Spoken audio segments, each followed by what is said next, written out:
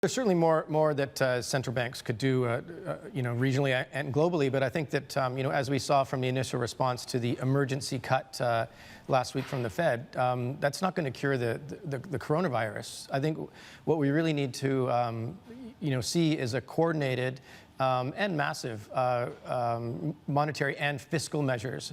So some of the things that President Trump broadly talked about in terms of low interest loans, payroll tax alleviation for a while. These are the kind of things, but I think the market really needs to see, or would like to see, a integrated response, both fiscally and monetarily and globally. The focus right now is also on what happens next, and it does seem like there is some stress in DM and EM credit. This is something that a lot of analysts are talking about right now. Despite lower rates, do you think a credit crunch could be on the cards, and is this going to be the next wave, the next cycle of this significant downturn that we're seeing in equities? Is credit next?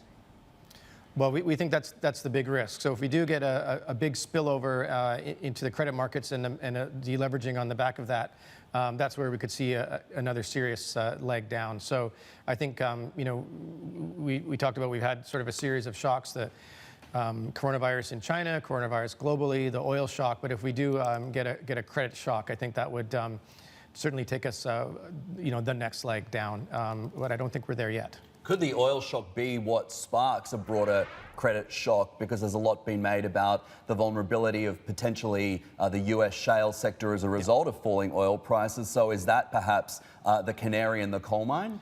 So certainly, yeah. Energy is highly leveraged in terms of the companies that operate in there, especially in the shale space.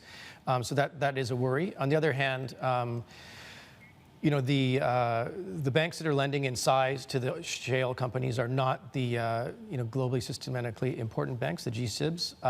The U.S. banks are heavily regulated and very well capitalized, and I think we're not really talking about a risk of a risk to the banking system. I know it's a number of smaller banks, but doesn't that raise the spectre and threat of some sort of contagion in the financial market space if we start to see banks, smaller banks, regional banks in the United States that become under pressure as a result of what's going on in the oil market, lead to a broader seizing up of credit right across the entire system? This is the risk, and I mean that's kind of the Armageddon scenario. But again, the main banks in the U.S. are not really exposed to that, and they're much highly capitalized in terms of being able to absorb any sorts of impact or additional loans against energy loans. Right.